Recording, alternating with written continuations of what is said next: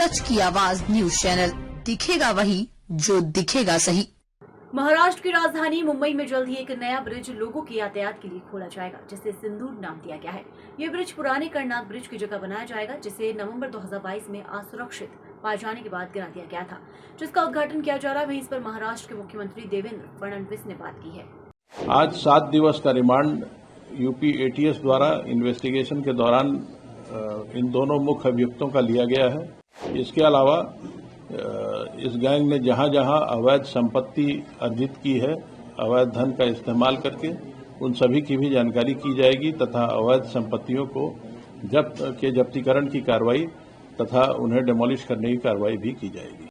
आपको पूर्व में भी जानकारी दी गई थी कि जमालुद्दीन और छांगुर बाबा की गतिविधियों के संबंध में मुकदमा एटीएस में पंजीकृत किया गया था।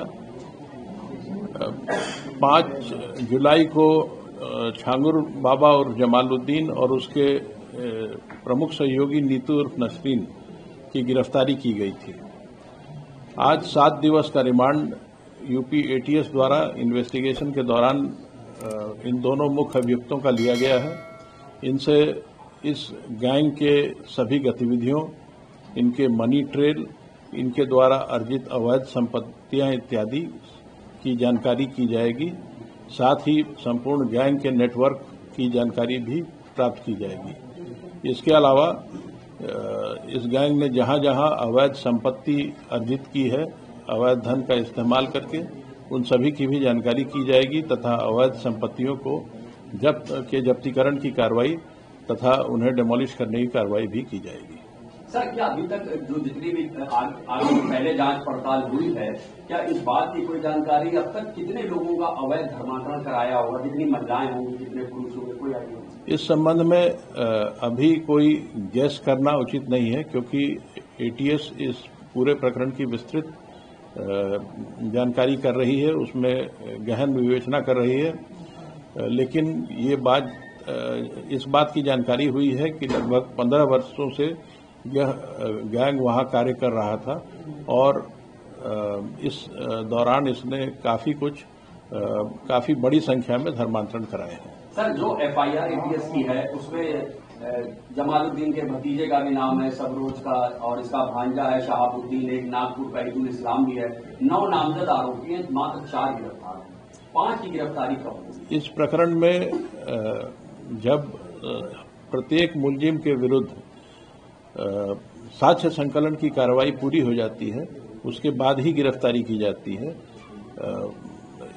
एसटीएफ ने अपने जांच में काफी साक्ष्य संकलित किए थे और जहां जहां उन साक्ष्यों के बारे में पुख्ता तथ्य इकट्ठा कर लिए गए हैं, जिन मुलजिमों के विरुद्ध पुख्ता तथ्य प्राप्त हो गए हैं, उन सब की गिरफ्तारी कर ली गई है।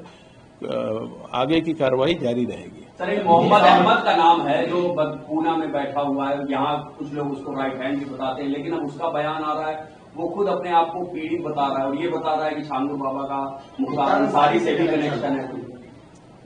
छांगुर बाबा के सारे कनेक्शंस की जांच की जा रही है। किसी भी एक व्यक्ति के बयान को जमीनी तथ्यों से उसके खिलाफ अवेलेबल एविडेंस की कसौटी पे कसना पड़ता है।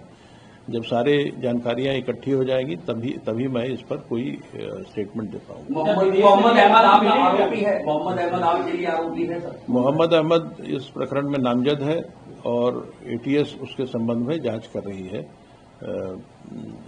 जांच से, विवेचना से जो तथ्य प्राप्त होते हैं उसके आधार पर कार्रवाई की जाए। सर, ईडी ने आपसे जानकारी मांगी है, क्या ईडी भी मनी लॉन्ड्रिंग के तहत कार्रवाई करेगी? ईडी द्वारा एटीएस से इस प्रकरण में दायर एफआईआर की प्रति मांगी गई थी।